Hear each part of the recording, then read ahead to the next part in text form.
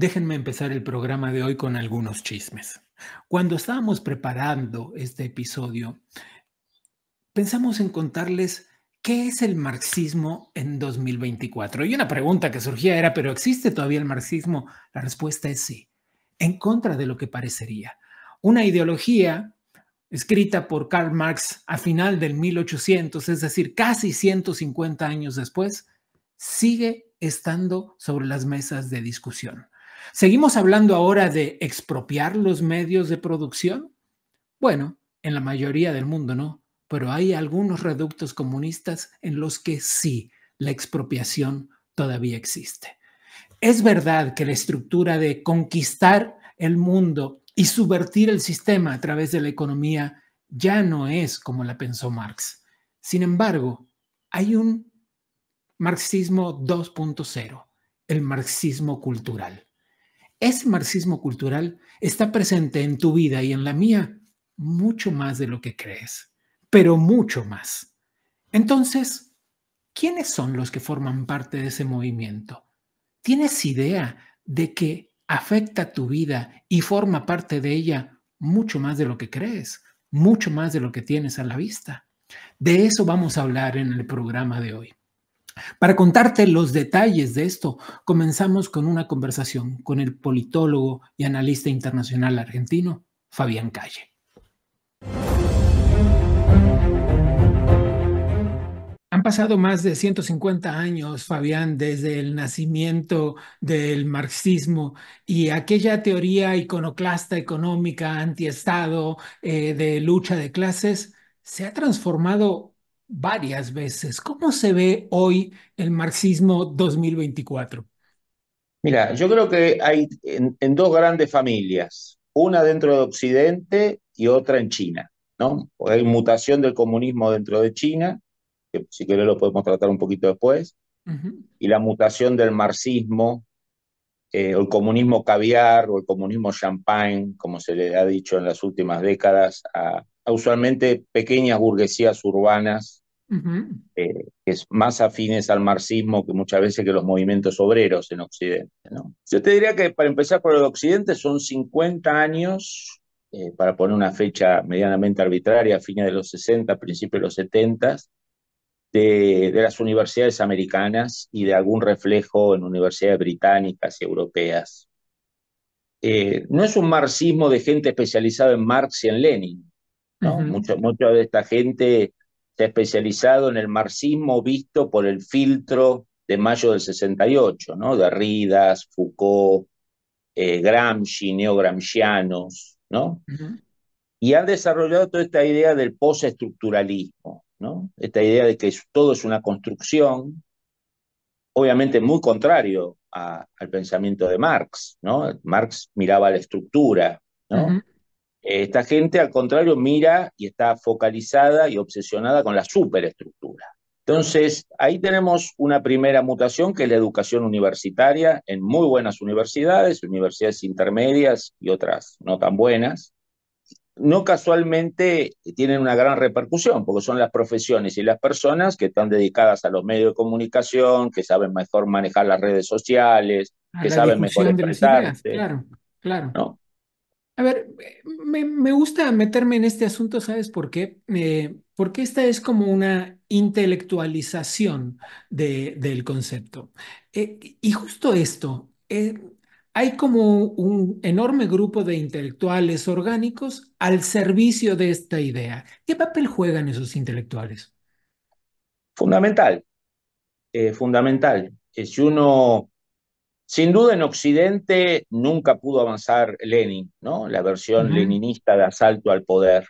Y Ujú. el primero que se dio cuenta fue Gramsci, en Italia. Ujú. Ujú. En los cuadernos de la cárcel, en El Príncipe Moderno, dos de sus grandes obras, lo que él dice es, no busquemos en Europa Occidental y en el Occidente hacer la revolución de octubre del 17, no nos va a salir. Se dio una sola vez en un país precapitalista, feudal, en mitad Ujú. de una guerra mundial, con un rey, con un zar que no daba pie con bola. No se va a volver a repetir esa alineación de planetas. Tenemos que empezar una batalla en el plano de la cultura, en el plano de la educación, destruir los héroes, destruir los valores, destruir la familia, que la gente quede sola en una gran anomia, ¿no? O sea, claro, uno tiene a la vista a Cuba, Venezuela y Nicaragua, tres dictaduras en una misma región, y claramente eso es indiscutible, digamos, su objetivo. Pero hay otras formas de democracias un poco más autocráticas, digamos, no muy democráticas del todo, que incluso hoy gobiernan la región. ¿En qué medidas de gobierno se ve eso? El wokismo Ujú, americano, porque cuando uno mira la izquierda latinoamericana, exceptuando las dictaduras más crudas y rudas que acabas de mencionar vos, ¿no? Pero si uno claro, mira el kirchnerismo en la Argentina, por la ejemplo. izquierda chilena, el PT en Brasil, Colombia, hay una izquierda dura, Ujú, estalinista, leninista, aglutinada del Partido Comunista, que sigue recibiendo instrucciones de La Habana, que ujú. vuelve a viajar a Moscú para recrear épocas felices, pero básicamente es una versión periférica del wokismo americano. Yo a veces a mis alumnos, ahora no porque los chicos son más de derecha que de izquierda en la Argentina, pero en Ujú, la época de euforia del kirchnerismo por izquierda, yo le decía a mis alumnos, digo, mira, no estás imitando el régimen chino, no estás imitando Cuba, no estás imitando Venezuela, estás imitando Los Ángeles, San Francisco, Boston y Nueva York. O sea, sos un subproducto del imperialismo americano por izquierda, ujú. ¿no? Entonces, en estos gobiernos que no llegan a dictaduras porque no quieren, porque no pueden, porque no les da, como el kirchnerismo, el PT en Brasil, Petro, es una combinación de izquierda dura, con conexiones internacionales, y también de una versión periférica del wokismo americano, que termina siendo funcional a las dictaduras o a los autoritarismos. Es un maridaje muy interesante entre dictadura y wokismo supuestamente hipersensible a los derechos humanos, a la ecología, a la sexualidad, al género. Voy a regresar a esto que estás diciendo, pero antes quiero anclarme un segundo en lo que acabas de decir respecto de las conexiones internacionales. Y una cosa distinta una cosa de la que difiere quizás este marxismo del siglo XXI y no del siglo XIX, es la conexión con el terrorismo. Es definitivamente esta cosa que, claro, que tiene que ver con con la tecnología y con la evolución de las naciones, pero esta conexión terrorista con algunos grupos muy violentos de Oriente, por ejemplo. Mira, yo te diría que hay una conexión no orgánica y armada. O sea, estos grupos, el método violento que usan es cancelarte en Twitter, cancelarte en Instagram, hacer solicitadas para que te echen de universidades, eh, hacer piquetes, hacer bloqueos. Pero es un Ujú. buen punto. Esta gente no se dedica a poner bombas, a ametrallar, a entrenarse en Cuba, a entrenarse en el Líbano, como hacían las guerrillas o las ultras izquierdas en los 60 y en los 70. Su Ujú. violencia pasa por lo verbal, son muy agresivos en Twitter, muy agresivos en las redes sociales, buscan cancelar a las personas de los medios, son altamente autoritarios, eh, impulsan una verdad única, pero sí tienen una afinidad no material, física propia, no arriesgan su pellejo, su cuerpo, su vida, sino que hay una solidaridad que busca siempre explicar si la violencia es antioccidental, antiamericana, anticapitalista, antiliberal, ellos van a encontrar la forma de encontrar una justificación, sea el terrorismo mapuche en Chile, sea Hamas, sea lo que sea. Si la violencia en alguna parte del mundo ellos visualizan que va contra el objeto odiado, que es la democracia liberal capitalista burguesa y las instituciones republicanas, ellos van a encontrar la forma de justificar. Fabián, te hago esta pregunta eh, porque es una pregunta que se hacen quienes no se han metido a estudiar el tema. Entonces, las diversidades, el veganismo, la ecología, ¿todo esto es marxismo? No, no es marxismo. Ok. Yo creo que tenemos que entender que hay una disociación. A ver, vos vas hoy a una universidad americana, para poner un ejemplo a tu audiencia, vas a encontrar en una ventana la bandera de Hamas Ujú. y en otra ventana la bandera gay. Ajá, Si ese chico entra a Google y pone Hamas gay, vas a ver que Hamas ejecuta a los gays, ajá. ¿no? Entonces acá hay un dato interesante que yo se lo digo a mis alumnos. ¿Por qué alguien gay o del LGBT más extremo, militante, puede apoyar a Hamas y a Hezbollah?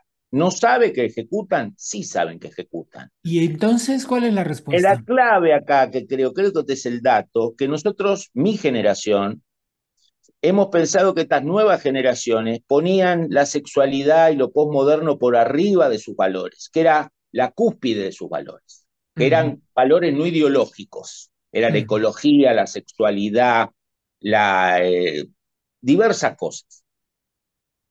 ¿Por qué estos grupos pueden terminar apoyando a Putin, a Hamas, el terrorismo? ¿Por qué?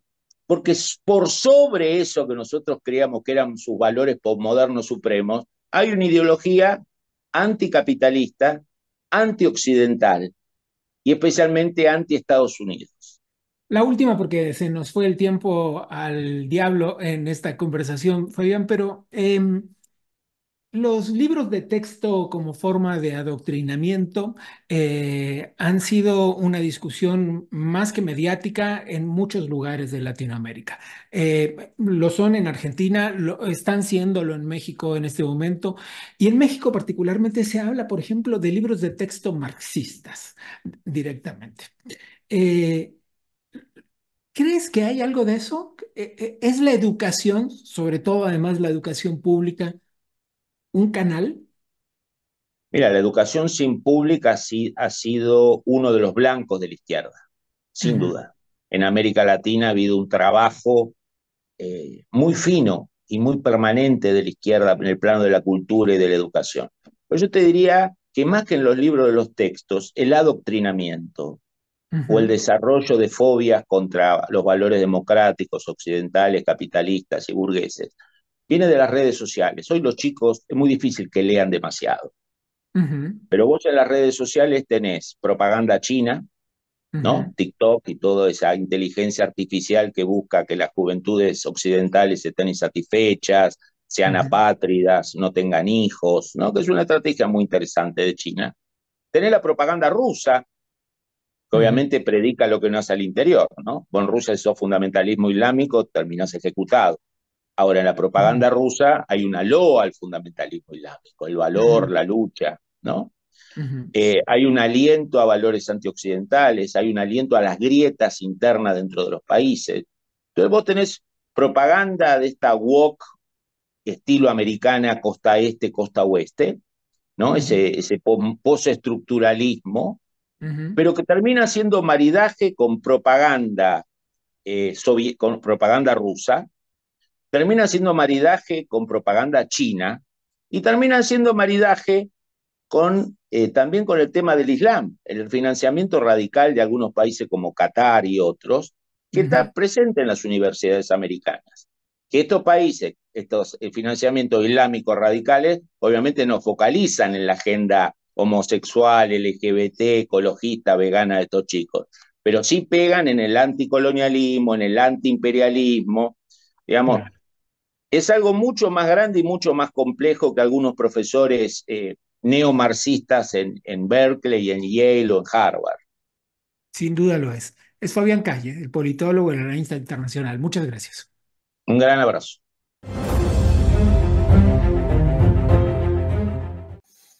Una revolución rusa en 1917, una revolución china en 1949, una revolución cubana en 1959 y ninguna de ellas llevó a cosas buenas. Todas ellas están basadas en un concepto económico, es decir, cambiarle la vida a la clase trabajadora. Y se la cambiaron, vaya que se la cambiaron, para mal en todos esos casos. Sucede que la clase trabajadora no quiere cambiar el mundo, no quiere subvertir el sistema, lo único que quiere es cambiar el auto, quiere cambiar la vida de sus hijos, quiere darles más educación, quiere darles un legado, quiere dejarles una propiedad, quiere que tengan una vida mejor que la que tuvo su generación anterior. Es decir, eso no funciona. De hecho, no hay ningún país en el mundo con el marxismo 100% aplicado según la teoría escrita en el Capital ni en el Manifiesto. Sin embargo, hubo muchos intentos, todos fallidos. Como todos esos intentos no funcionaron, resulta es que el marxismo encontró un nivel distinto de acción. Ya no es el económico, es el cultural.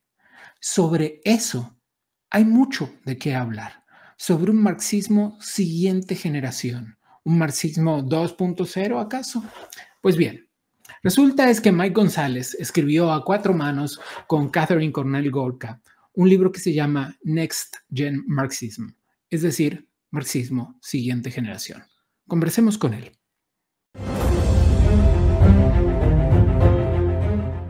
Mike, muchas gracias por esta conversación.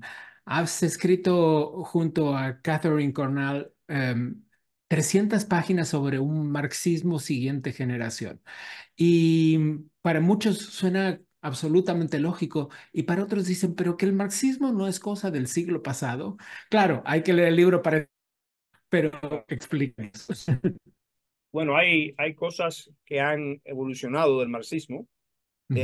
Yo creo que hay tres evoluciones del marxismo. La primera no fue la evolución, la primera es el marxismo original de Claro. Marx de 1848, que ya el comunismo existía en el aire, pero fue la primera vez que se puso en código, ¿no? En el manifiesto. Y entonces la segunda evolución fue cuando se dieron cuenta en los años 20, después de 70 años de fallos y errores, con nada más una revolución que había funcionado, la revolución de Rusia, que tenían que reexaminar el marxismo, tenían que rehacerlo de alguna manera.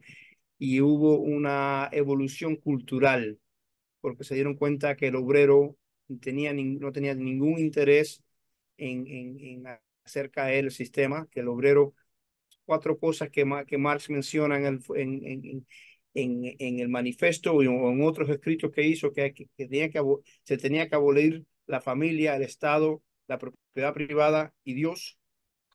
El obrero no tiene ningún interés. El obrero, Hay una cosa muy interesante que digo, salpiquemos de tema en tema la conversación, ahora sí, regresamos, pero hay una cosa muy interesante que tú dices en el libro y hablas de justamente de este proletariado defraudado, es decir, esas promesas que se erigían desde la oligarquía marxista, por decirlo de alguna forma, no le eran afines, no las necesitaba en su vida y además no eran posibles de ser cumplidas para sus necesidades. Y es como en este primer divorcio que tú planteas y es muy interesante. sí, mira, hablamos mucho de los marxistas de Limousin, ¿no? De los marxistas de Cadillac. Bueno, Sí, Marx fue el primer marxista de Limousin, porque no hay ningún récord de él que haya estado en ninguna fábrica o que se haya codeado con obreros. Se pasó toda su vida en la biblioteca de Londres haciendo investigaciones para escribir, no el manifiesto, pero más bien Capital, Das Capital, que vino después 1867, y él era un intelectual que no tenía ninguna afinidad con el proletariado. Entonces, no por eso fue que no sabía que el obrero no tenía ningún interés en que el obrero era creyente, el obrero era patriótico, no en el término de hoy, porque estamos hablando de una Europa del siglo XIX, donde habían imperios, ¿no? Pero el sí. obrero era patriota de su territorio, como cuando me decía mi abuelo a mí, yo le decía, pero tú eres asturiano o cubano. Mi abuelo decía, no solo no soy cubano, no solo no soy español, no solo no soy asturiano, soy de la aldea de mi madre. Es ese patriotismo de la patria chica. Te quiero proponer hacer un pequeño fast forward para explicarle a la gente por qué hablan Catherine Cornell y tú en el libro de ese Marxism Next Generation. Porque explicas esta especie de esto que acabas de decir, quiero una semana de 5 horas, de 5 días, quiero trabajar 8 horas, pero yo no quiero una revolución, yo no quiero cambiar el sistema. Esto queda muy presente en el libro, lo dicen varias veces, incluso de distintas formas. Y esto me parece interesante uniéndolo de la siguiente forma. Explicas también ¿Cómo fue que se gestaron estos gobiernos populistas latinoamericanos? Y una de las grandes diferencias es que probablemente eran la clase política que llegó aquí, eran unos oligarcas bastante egoístas, pero no eran una clase política formada como sucedía en otras partes del mundo. Y de esto que hablas es precisamente lo que abrió la brecha al gobierno, a los gobiernos populistas que han gobernado recientemente en Latinoamérica de una forma en la que no era imaginable casi matemáticamente como sucedió. Pero fue engendrada por el Foro de Sao Paulo. Una, Totalmente. una vez que cae el muro y cae la Unión Soviética, Lula de Silva y Castro dicen que tenemos que encontrar otro sugar daddy. Tenemos, tenemos que encontrar otro chulo. Y Sí. entonces, ¿qué encuentran? Les cae de maná del cielo con Hugo Chávez, pero tienen un blueprint muy bueno y es un blueprint que es esquemado por académicos españoles, sobre todo de la Universidad Complutense de la Universidad de Valencia, que van a Latinoamérica y empiezan a decir, miren, no te presentes como un marxista, preséntate como un populista, un reformador. Chávez, Evo Morales, Correa, ellos no hablan de su marxismo, hablan que son reformistas. Y se presentan, y entonces una vez que ganan, plantean una constituyente, cambian la constitución, quieren un Estado plurinacional para poder quitar el balance of power, para que el balance de Sí, poderes. con una división de poderes muy difusa, ¿no? Estos académicos españoles son los que escriben las constituciones. Creo que fue Pablo Iglesias, el que lideró Podemos, el que escribió la constitución de Chávez, y fue Íñigo Errejón, que escribió, creo que la constitución de Evo Morales o de Correa, no, de Evo Morales, o que ayudó mucho a escribirla. Hay un punto que quisiera, para que las personas que nos están mirando entiendan, es en qué cosas cotidianas hoy, tú lo explicas muy bien en el libro, muchas cosas culturales, educativas, movimientos sociales, pero ¿cuáles son estos que yo acabo de resumir solo con los títulos? ¿En qué cosas de hoy vemos este marxismo adaptado y ayornado? Bueno, lo que acabamos de ver ahora que estamos en los últimos espasmos ya de estas manifestaciones estudiantiles en los campuses universitarios. Yo en el último mes he estado en Cornell y en Colombia, en los campuses de Cornell, en Ithaca, New York, en el campus de Colombia, en Manhattan, y las he podido ver estos campamentos. Y esto es una manifestación muy neta del marxismo nueva generación, porque lo que te encuentras es que las entidades que son las más exitosas en alimentar las manifestaciones de calle, las protestas, son las entidades de izquierda pura, como Lancet Coalition, como The People's Forum. El People's Forum, que es liderado por un dominicano que va mucho a Cuba, que es entrenado por Díaz Canel, y es uno de los líderes del People's Forum. Y esas son las entidades que hacen desembocar todos estos estudiantes, pero verdaderamente no es, el asunto no es Gaza, el asunto no es sexo, el asunto no es el género, el asunto no es la raza, no es el clima, es la revolución. Quieren Es, mm, derrumbar a Estados Unidos y el occidente. Es un poco, digo, creo que lo dices también varias veces en el libro. It's never the issue, it's always the revolution, ¿no? Sí, Es el que decir, no es así es mío, es como de le David sucede. Horowitz. David Ujú. Horowitz, que fue un miembro de Students for Democratic Society, uno de los grupos estudiantiles de los años 60, muy inteligente, pero muy izquierdista, pero se alejó de ellos. ¿Por qué? ¿Por qué se alejó? Porque porque ellos justificaban las matanzas de Castro. Y David Horowitz dijo, pero este tío es un carnicero, este cubano es un carnicero. Y por eso se alejó y ahora y él dice que en los años 60 alguien le decía, El asunto nunca es el asunto es la revolución, siempre. Quiero avanzar un poco más hasta llegar a los días presentes, y casi sobre el final del libro también, en el último tercio, en donde empiezas a hablar del rol de las redes sociales en este marxismo cultural. No el marxismo ideológico clásico de hace 150 años, en el que además había todo un contexto económico. No, no, no, no, no. Estás hablando de un marxismo cultural que tiene que ver con los movimientos sociales.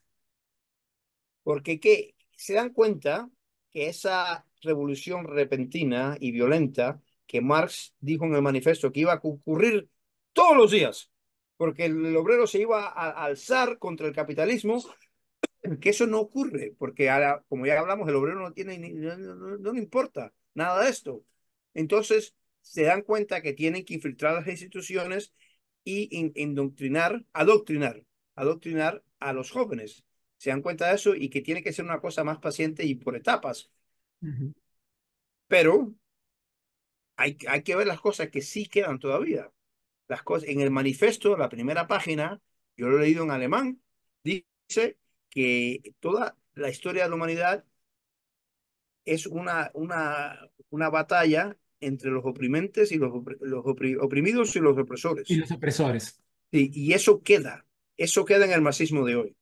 Y es porque se puede convencer a los estudiantes que defiendan a los terroristas violadores, que son los de Hamas, contra las verdaderas víctimas. Las mujeres que violaron, los hombres, los civiles que mataron, los bebés que mataron en Israel en octubre 7. Los estudiantes han metido a los palestinos en la clase de oprimidos y han metido a los israelitas y a los judíos en la clase de opresores. Y eso les hace perdonar todos los atropellos de los palestinos, porque son oprimidos y pueden hacer lo que quieran. Eso sigue, eso sigue. Y los marxistas de hoy también siguen creyendo en la destrucción de la familia, la destrucción del Estado, la destrucción de la propiedad privada y la destrucción de Dios. Todos. Esas cosas sí quedan.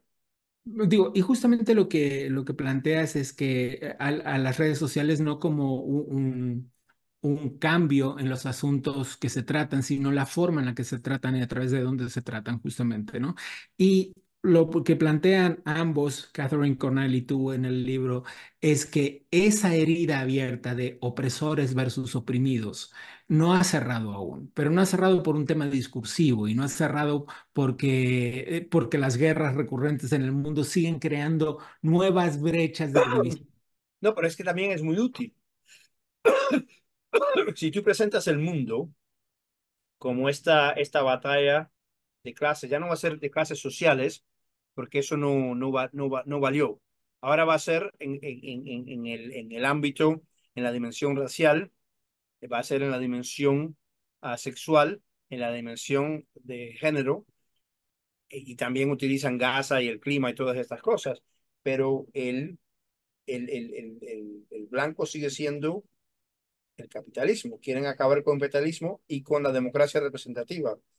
Pero este uso de redes sociales es una cosa nueva y utilizan muy bien. Black Lives Matter se jacta de haber Ahí emitido justo. 127 millones de correos electrónicos en el año 2020, el año donde tuvimos más de 600 motines, riots, en este país, que todas las ciudades fueron afectadas. Ellos emitieron más, más de 127 millones de correos electrónicos. Y Sabes que ahora las medias sociales son muy utilizadas.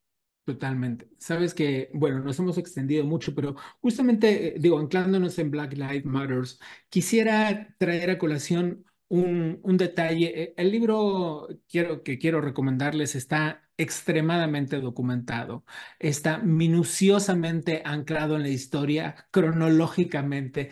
Y ahí, justo hablando de este tema, es que quiero regresar a este asunto porque hay algo que me llamó la atención. Todos fuimos conscientes a través de los medios de comunicación del movimiento Black Lives Matters, pero en realidad había comenzado casi una década antes. E incluso la expresión Black Lives Matters fue acuñada una década antes. Cuéntanos esa anécdota para despedirnos. Bueno, empiezan en 2913 y 2914 con la muerte de Trayvon Martin y con la muerte de Michael Brown en Missouri, en Ferguson, Missouri.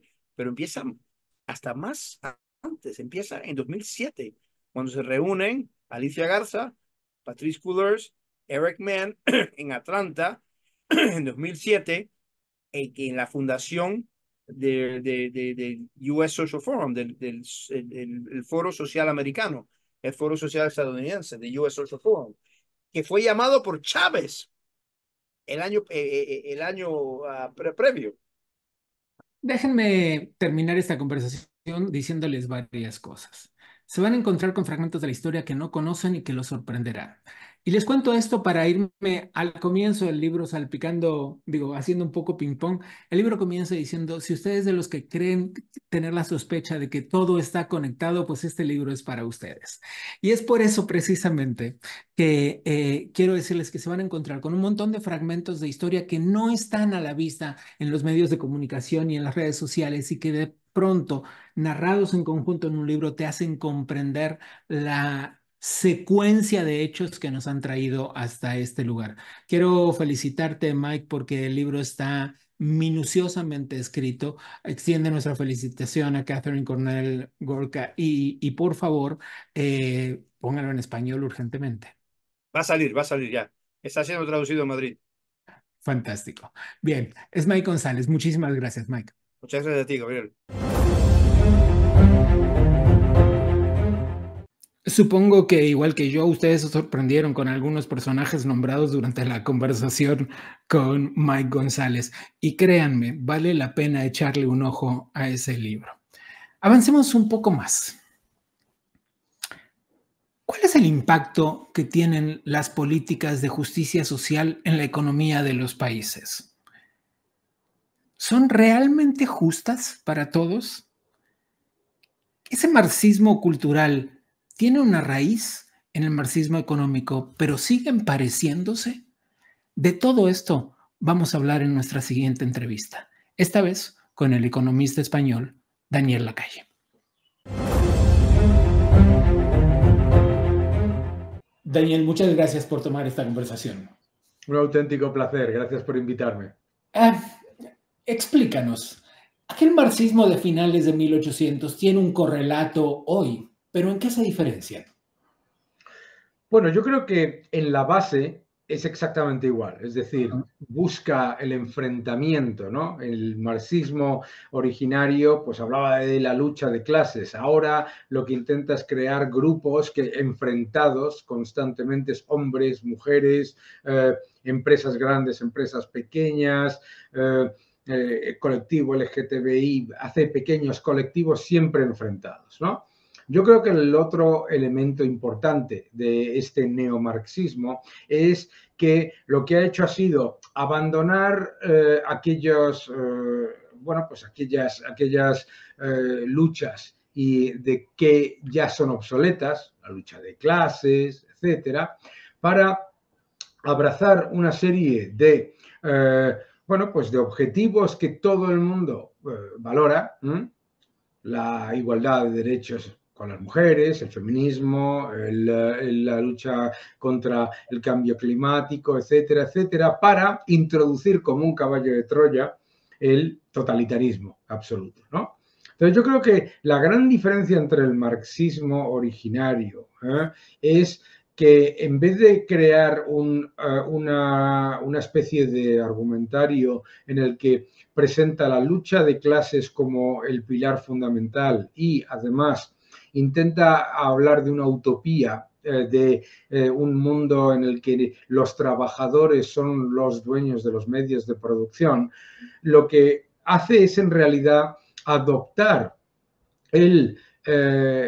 una visión más, digamos, pragmática, cercana a lo que han sido los regímenes comunistas en la Unión Soviética, etcétera, donde el Estado es el pilar fundamental y el Estado y la adoración al Estado se convierten en el elemento fundamental. Y que además abraza una serie de causas.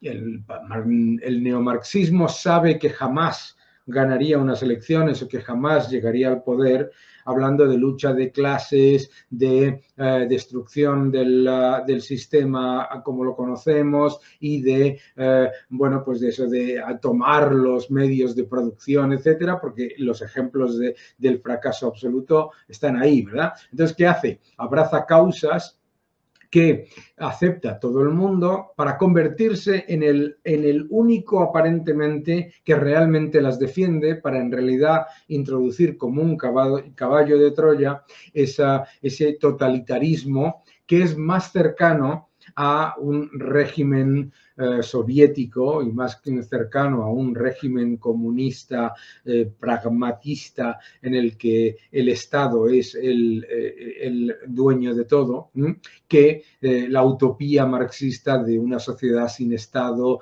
en la que los trabajadores controlan los medios de producción.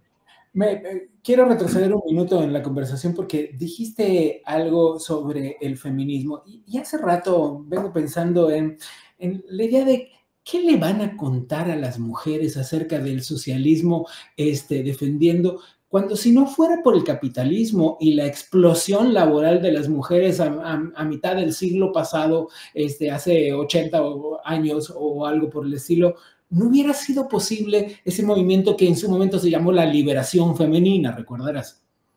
Totalmente. Marx era profundamente machista, profundamente machista. Cualquier persona que lea la biografía de Marx se llevaría las manos a la cabeza, ¿no? Era clasista, machista y además profundamente egoísta. Pero bueno, ¿cómo se ve este neomarxismo en la Europa de hoy? Bueno, se disfraza de estas causas, ¿no? La causa verde, la causa feminista. Y tú has dicho algo especialmente importante. El feminismo, lo que es el avance de los derechos de las mujeres, el crecimiento en acceso a puestos de poder, a puestos de responsabilidad, la propia existencia de capacidad de tener acceso a su propio capital es algo generado en el capitalismo y en el libre mercado. Recordemos que las mujeres en un régimen comunista no tienen acceso a su propio capital. Hay control de capitales para los hombres y para las mujeres. Es decir, lo que ha supuesto el mayor avance en derechos y libertades para las mujeres ha sido precisamente el libre mercado. Y estamos de acuerdo, pero ¿qué es lo que ocurre? Lo que ocurre es que el neomarxismo utiliza un subterfugio que de hecho funciona. Primero, la propaganda, que es decir, que donde estamos ahora es un mínimo, que donde hemos llegado hasta ahora, eso no es algo que es una conquista de décadas de libertad y de apertura, sino que eso es un mínimo de bienestar que está garantizado. Y a partir de ahí, ellos van a solucionarlo todo. Entonces, utiliza la propaganda, la negación del cálculo económico, que lo vemos en sus postulados tanto sobre los derechos como sobre las exigencias a la economía, y después la represión. Y además es interesante lo profundamente antifeminista que es este neomarxismo, que al abanderar esa locura que se está creando con la diferenciación entre hombres y mujeres por cuestiones completamente espurias y en la que es una cuestión de sentimientos, etcétera, etcétera, en realidad, como siempre ocurre con el socialismo, destruye lo que finge proteger. Se presenta como el que defiende los derechos de las mujeres y resulta que en algunos países, en Europa, está metiendo en cárceles de mujeres a hombres que deciden o que dicen que se sienten o que se perciben como mujeres y después se generan pues agresiones sexuales, etcétera. Esto ha ocurrido en países de la Unión Europea y en países, digamos, cercanos también, ¿no? Sí, bueno, hay un caso particularmente, quizás nos extendamos un poco, pero la anécdota vale la pena. Hay un caso particularmente llamativo que se viralizó de un hombre que para librar las condenas en el pleito con su mujer, se cambió de género, ¿no? Eso es. porque un caso español, particularmente viralizado. Este movimiento hacia la izquierda extrema que se está viendo en muchas partes del mundo, en España además se encuentra un relato particularmente llamativo en las últimas semanas, especialmente casi caricaturizado por la confrontación de dos personajes sumamente antagónicos, Pedro Sánchez por un lado, Javier Milei por el otro. Efectivamente. Efectivamente, Pedro Sánchez es una persona que yo creo que por cálculo y aritmética política, no por una convicción personal, lo que ha hecho ha sido poco a poco radicalizar a un partido socialista que era tradicionalmente pues de centroizquierda, más orientado a, bueno, pues a la redistribución, pero siempre dentro de postulados moderados. Lo ha ido radicalizando hacia la parte más extrema. Ha abrazado el antisemitismo, las ideas más radicales en cuanto al ataque a las empresas, en cuanto al ataque a los postulados básicos de la libertad económica, etc. Y claro, Javier Milei en Argentina es la respuesta a décadas de lo que estamos viendo ahora en Europa. Es decir, muchas veces cuando yo voy a Argentina me dicen, mucho cuidado que nosotros venimos del futuro.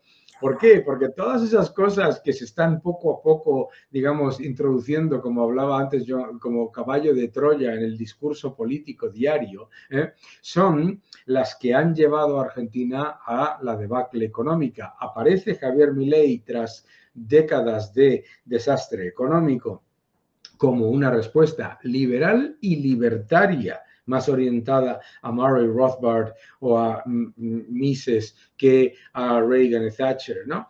¿Y qué es lo que ocurre? Pues que aparece la némesis, ¿no? Aparece ese antagonismo entre dos postulados, un postulado intervencionista, neomarxista, que blanquea las dictaduras comunistas bajo el paraguas de un supuesto diálogo, y un liberal libertario que empieza a decirle a la gente que el Estado es el problema. Bueno, y además esto que acabas de decir de las dictaduras lo vemos en distintos gobiernos del mundo, ¿no? Es decir, se condena la falta de libertades, pero se abraza, se condecora, se saluda, se aplaude, se invita a Díaz-Canel, a Nicolás Maduro, se mira para el otro lado cuando se trata de Daniel Ortega, ¿no? Hombre, particularmente insultante es el silencio ensordecedor de esta izquierda que está constantemente hablando de derechos humanos, de defensa de las libertades, etcétera, con el caso de Daniel Ortega, con la dictadura de Nicaragua y con la de Cuba. Y claro, ya muestran, digamos, su verdadera faz de lobo bajo una piel de cordero cuando los mismos que hablan de derechos humanos, de defender los derechos de los trabajadores, de las mujeres y de la defensa de la mejora de las condiciones para los trabajadores y la libertad, etcétera, etcétera, después vienen y te dicen que es que dictadura, no, que es que Cuba no es una dictadura, no, que es que en Venezuela lo que hay que tener es diálogo entre el dictador y los que quiere y los que reprime, ¿no? Que en Nicaragua no, ni se comenta en el día a día en los medios de comunicación. Nada, nunca. Completamente. Daniel, hablemos de un tema antipático. Y es antipático porque nos educaron en la conciencia judeocristiana que tiene un gran componente de empatía, de piedad, de mirarse en los ojos del otro. Entonces, es sumamente políticamente incorrecto decir que los planes sociales, por ejemplo, en distintas partes del mundo se conocen de distintas maneras, pero son aquellas ayudas que el Estado da. Algunas veces se trata de jubilaciones sin aportes, otras veces se trata, en México hay un plan de varios cientos de dólares para los venezolanos que regresen a su país, hay un plan que se llama Jóvenes Construyendo el Futuro y que le decimos que es para los ninis, porque si no estudias ni trabajas, recibes $400 al mes. Es muy antipático decir que esto está mal, digamos.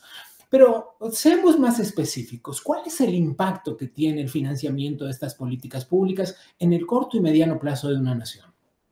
Bueno, yo creo que es que cuando se le explica a la gente la evidencia de que el Estado no te da nada que no te haya quitado antes y que todo lo que te da el Estado te lo va a cobrar en inflación, menor crecimiento, menores salarios reales y mayores impuestos, pues una vez que la gente entiende eso, cuando el Estado les ofrece aparentemente una ayuda, sabe que lo que está realmente ofreciéndole es literalmente un grillete para convertir a esa persona en rehén, y que es lo que busca el socialismo, lo que busca es crear clientes rehenes.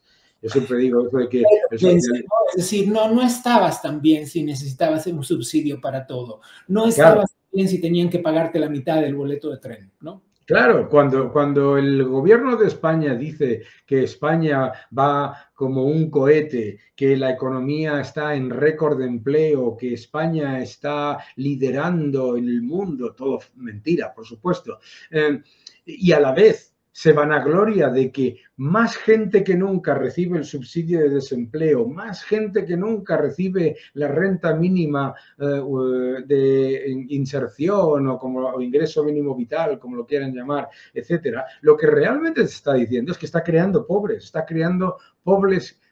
clientes rehenes. Entonces, la mejor política social es aquella que no necesita llevarse a cabo, ¿eh? Es decir, las políticas sociales no se deben medir por la cantidad que se gasta, sino por la cantidad de gente que no las necesita. Entonces, una sociedad próspera no es una sociedad subvencionada. Y lo que busca el Estado socialista es engañar a la gente diciendo que les va a dar algo aparentemente gratis que no es gratis. Primero, que no es gratis, porque lo van a pagar en mayor inflación, como decía antes, en menor crecimiento y en mayores impuestos. Pero lo segundo, y más importante, es que lo que está haciendo el Estado socialista es no explicarle a la gente por qué el queso es gratis para el ratón. El queso, para un ratón, es gratis. Lo que pasa es que cuando se acerca a comerse el queso, la trampa, y el ratón queda atrapado en la trampa. La manera de hacer que el ciudadano sea atrapado dentro de la dependencia de un Estado que te dice que te va a dar todo, pero no te puede dar todo. Pero una vez que te tiene atrapado, lo que pasa es que no te puedes quejar. Por eso necesita clientes rehenes, por eso necesita crear pobres, por eso necesita destruir a la clase media, que la clase media tiene la mala idea de criticar a los gobiernos y además poder derrocarlos. Entonces, la clase media es muy peligrosa. Lo que acabas de decir, todo esto que acabas de decir, echa por tierra un concepto extensamente difundido, que es la idea de la superioridad moral del socialismo. Ah, claro. Es que no existe la superioridad moral del socialismo. ¿No? Es la inferioridad moral. Es tan perverso que esa superioridad moral no existe. Bueno, primero es autoconcedida. Es como si yo a mí mismo le digo a toda nuestra audiencia que soy la persona más guapa y más joven del mundo. Bueno, me lo digo a mí mismo, pero no es verdad. No existe, por supuesto que no existe la superioridad moral del socialismo, porque es una especie de subterfugio que utiliza el propio socialismo para justificar que sus propósitos y sus propuestas son inviables.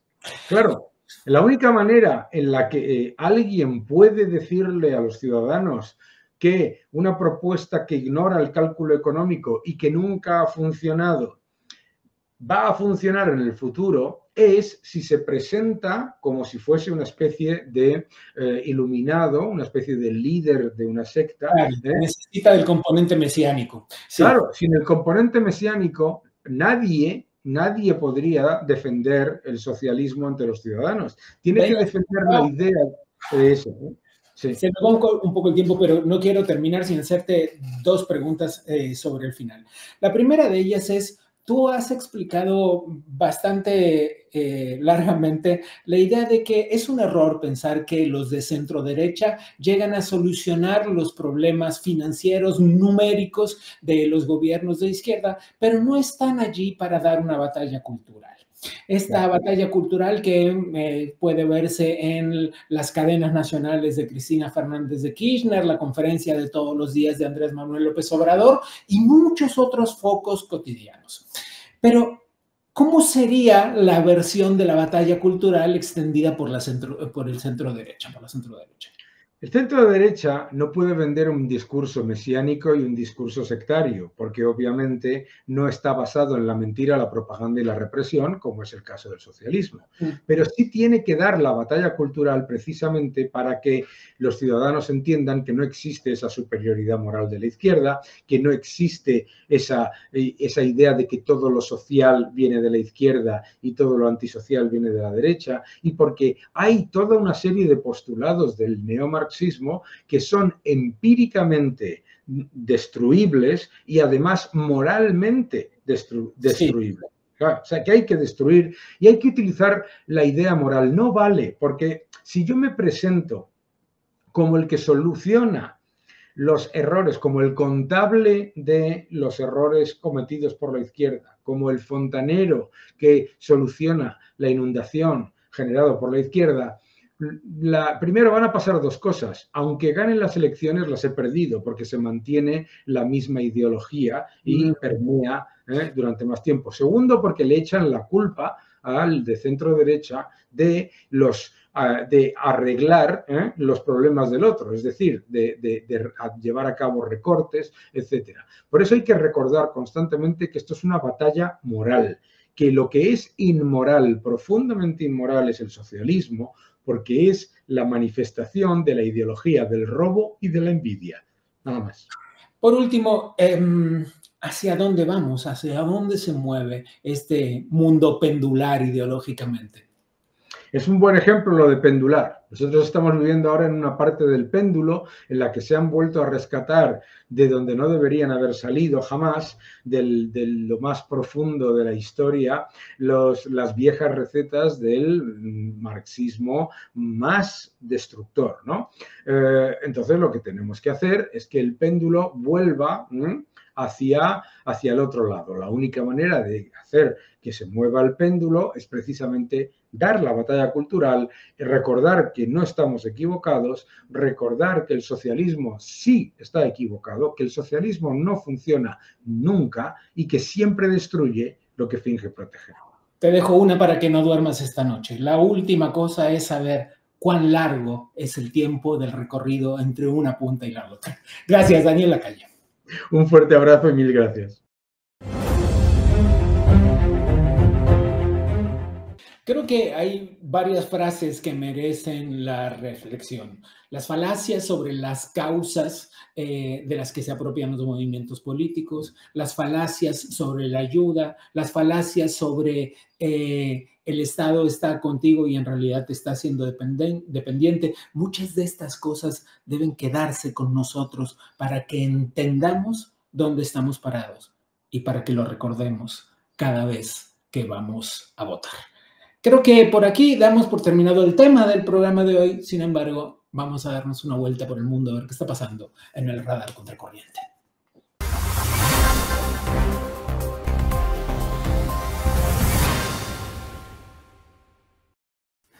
Menudo revuelo se ha armado entre los españoles y los argentinos. Sucede que las tensiones que comenzaron hace ya más de 6 meses, cuando el país de Sudamérica se acercaba al proceso electoral y los funcionarios del gobierno español de Pedro Sánchez se volcaron en masa a apoyar a Massa, el candidato oficialista argentino, las tensiones comenzaron a echar raíces. Más tarde, cuando Javier Milei ganó las elecciones, el gobierno español hizo lo que muchos otros gobiernos del mundo de la izquierda. Criticaron al pueblo argentino por haber decidido su futuro y quisieron, palabra más, palabra menos, decir que se habían equivocado. Pues bien, Hace poco más de una semana, el presidente argentino visitó a España para tener una reunión con empresarios españoles en la sede de la Embajada Argentina, pero participó también de un evento privado.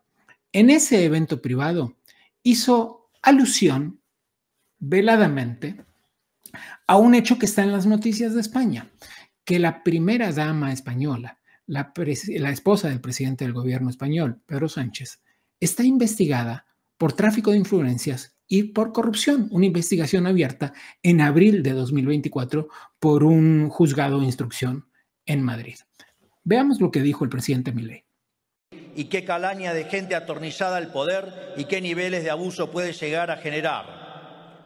Digo, aún cuando tenga la mujer corrupta, digamos, se ensucia y se tome 5 días para pensarlo.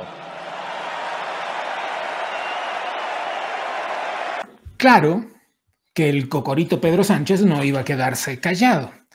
En consecuencia, decidió contestar y pedir que prontamente el gobierno argentino rectificara sus dichos. Mira. Por eso quiero decir que soy plenamente consciente de que quien ayer habló no lo hizo en nombre del gran pueblo argentino. En cambio, lo que vivimos ayer en Madrid sí habla del riesgo que representa esta internacional ultraderechista para sociedades como la nuestra, que sustentamos nuestra democracia sobre los pilares del progreso económico, la justicia social y la convivencia. Por eso hemos pedido al actual presidente del Gobierno de la República de Argentina una rectificación pública y, en consonancia, la respuesta del Gobierno de España será acorde a la dignidad que representa la democracia española y a los lazos de hermandad que unen a España y a Argentina. Hay una pieza de un youtuber argentino, un influencer argentino que se llama Tipito Enojado, que ha estado con nosotros en el programa varias veces, que explica esto con una frase muy sencilla, muy sencilla. Cuando los funcionarios del gobierno español, como el ministro de Transporte, que dijo que Javier Milei consumía sustancias, lo acusaron, lo difamaron, bueno, el presidente Milei no puso la fuerza del Estado a responder. Se lo tomó de manera personal. En cambio, cuando el presidente Milei dice algo que está en las noticias y está en la justicia española, el gobierno español responde como gobierno. ¿Qué hizo el gobierno español después de que el gobierno argentino dijo que no tenía nada que rectificar? Retiró a la embajadora española de su sede en Buenos Aires. Pero eso no es todo. El asunto sigue. Tanto sigue que debemos ver lo que dijo Alberto Feijóo en la Cámara de Representantes. Usted solito también empezó el conflicto con Argentina. A este respecto, sin entrometerme en la edificante discusión entre dos presidentes de naciones hermanas, le quiero hacer algunas preguntas, porque con su enorme experiencia diplomática me la podrá contestar. ¿Qué tenía que ocurrir después de que su gobierno acusara al señor Milei de consumo de drogas y tráfico de órganos? ¿Debería haberle dado las gracias?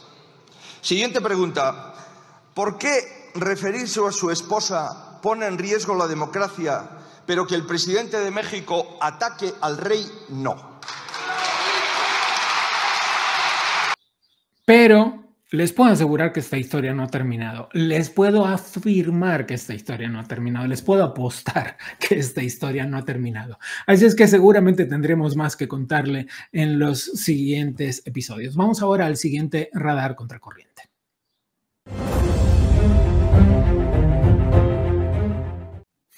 En un episodio anterior les contamos el lamentable momento de la Embajada de México en Ecuador. Les hago un pequeño recuento para que lo recuerden. El gobierno de México le otorgó asilo político a Jorge Glass, un ex vicepresidente ecuatoriano acusado, juzgado y condenado por la justicia ecuatoriana, y hago énfasis en esto, condenado por la justicia ecuatoriana, porque esta palabra es la clave para que entiendan todo lo demás. Está condenado por corrupción en el asunto de Odebrecht, que lamentabilísimamente se regó por todo el continente. Pues bien, el gobierno de México, repito, le otorgó asilo político. ¿Por qué está mal esto? Justamente porque la Convención de Caracas dice que un gobierno no puede otorgar asilo político a un preso convicto, a un juzgado y condenado por la justicia de otro país. Al gobierno de México le importó bastante poco, como le ha importado bastante poco el gobierno de López Obrador otorgar asilo político a otros delincuentes, como a Pedro Castillo. Pues bien, entonces Jorge Glass estaba asilado en la embajada mexicana en Ecuador. ¿Qué pasó? Que las fuerzas del orden del gobierno de Noboa en Ecuador entraron a la embajada mexicana en Quito y extrajeron a Jorge Glass. El gobierno de México puso una queja ante la Corte Internacional de Justicia, intentando que obtuviera algunas medidas que castigaran al gobierno de Ecuador. Pues hace unos días, miren la nota. La Corte Internacional de Justicia se negó por unanimidad a emitir medidas contra el gobierno de Noboa. ¿Por qué? Porque el gobierno de México había violado primero los tratados internacionales.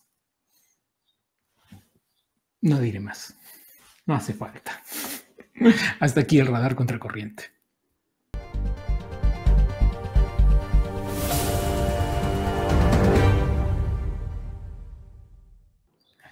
Ya les hablamos de esto hace unos días, pero como falta nada para la fecha, creemos sumamente oportuno recordarles que el día 31 de mayo habrá un evento que no pueden perderse. Ahí está en pantalla para que lo vean. Se llama Champion and Liberty Dinner and Celebration y es un evento en el que tendrán la oportunidad quienes se acerquen a la página web. Ahí está la compra de los boletos en el link que aparece en pantalla para que puedan participar de esa cena de la que formará parte buena parte de la clase política latinoamericana y estadounidense. Habrá líderes de Estado, habrá secretarios de Estado, habrá gente que toma decisiones sobre la vida cotidiana de muchas personas y que hacen políticas públicas. Por eso es tan atractivo poder participar de esa cena y convivir un poco con esas personas, poder oír lo que tienen para decir y sin duda llevarse una experiencia increíble. Les repito, ahí está en pantalla el link para quienes deseen tener más información sobre este evento, Champion and Liberty Dinner and Celebration. Creo que eso es todo por el programa de hoy. Quiero cerrar el programa con una idea que me parece bueno compartir con ustedes. Aún estas ideologías nacidas hace 150 años, aún esas ideologías que han provocado millones de muertes, y no estoy exagerando, millones de muertes. El marxismo, comunismo ha significado hambruna para millones de personas, hambruna a nivel de muerte. Y si no, vean el lamentabilísimo experimento marxista-leninista y ven el lamentabilísimo experimento de la China comunista. Esas ideas, por descabelladas que parezcan y por anacrónicas y viejas que parezcan, siguen presentes. No se les olvide. Eso es todo por hoy. Soy Bauducco. Les agradezco mucho que nos hayan acompañado. Gracias, como siempre, al Adam Smith Center for Economic Freedom de la Florida International University, que hace posible este programa. Antes de irse, denle clic a la campanita, pónganle un pulgar hacia arriba, suscríbanse al canal y nos vemos la próxima.